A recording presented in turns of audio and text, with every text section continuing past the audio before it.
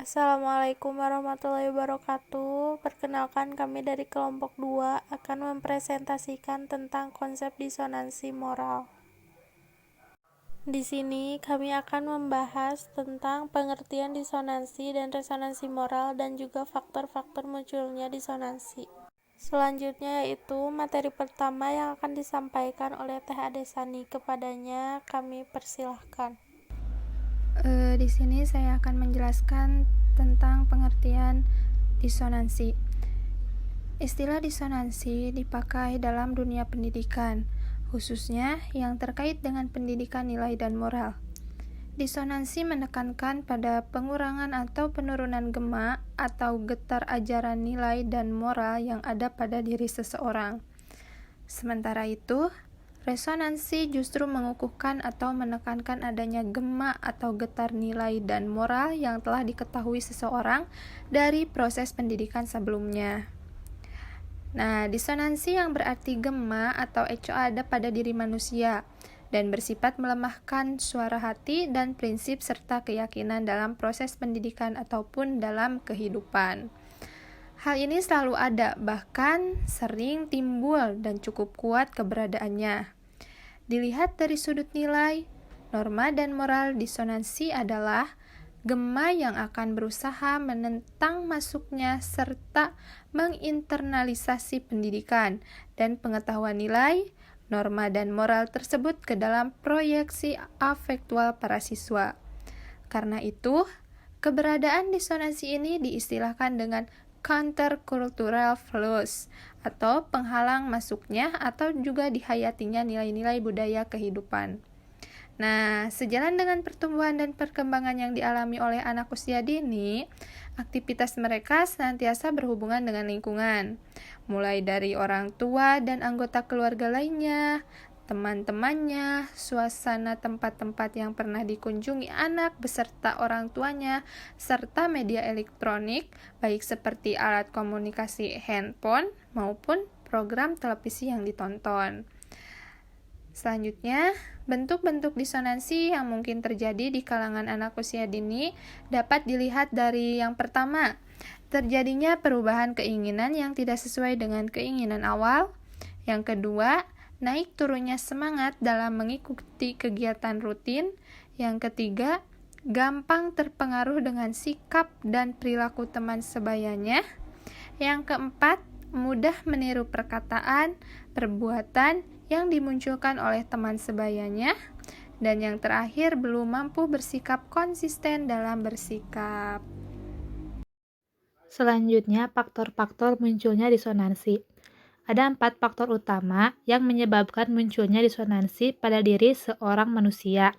4 faktor tersebut adalah disonansi kognitif, disonansi personal, disonansi sosiopolitis, dan disonansi bawaan ilmu pengetahuan dan pola modernisasi. Yang pertama, disonansi kognitif. Dorongan yang muncul ini berasal dari pemahaman ilmu atau pengetahuan yang sangat mapan atau mantap, kuat, serta komprehensif yang dimiliki seseorang. Hal ini ditambah pola berpikir yang sepenuhnya menggunakan akal dan bersifat rasional. Landasan-landasan itulah yang memungkinkan seseorang lebih berat terpengaruh oleh keyakinan kemampuan keilmuannya. Yang kedua, disonansi personal. Faktor disonansi yang kedua ini muncul karena didorong oleh hal-hal berikut: kebutuhan dan kepentingan diri, ketergesaan dan keadaan darurat, kekerabatan dan kekeluargaan, keyakinan diri dan mitos, kebiasaan dan budaya, tugas dan jabatan, serta hasrat untuk sukses dan kesenangannya. Contohnya, seseorang yang atas dasar kebutuhan dirinya mampu membuat hal negatif apa saja asalkan keinginannya terpenuhi. Misalnya, anak usia dini saat berebut mainan atau makanan, walaupun dia tahu bahwa itu bukan miliknya, lantaran merasa butuh, ia akan berusaha merebut barang tersebut. Selanjutnya, faktor-faktor munculnya disonansi yang ketiga yaitu disonansi sosiopolitis. Hal yang memungkinkan munculnya disonansi dalam kaitan ini meliputi ideologi, ras, kesukuan, nasionalisme, dan sebagainya. Misalnya, meskipun dunia pendidikan telah berupaya dan berusaha menanamkan nilai, norma, dan moral kebaikan kepada anak didiknya, bila pihak pemerintah membiarkan semakin leluasanya porno aksi atau film-film bernuansa kekerasan ditayangkan secara bebas tanpa batas. Kondisi yang kontradiktif itu memungkinkan dapat memberi pengaruh negatif kepada anak didik.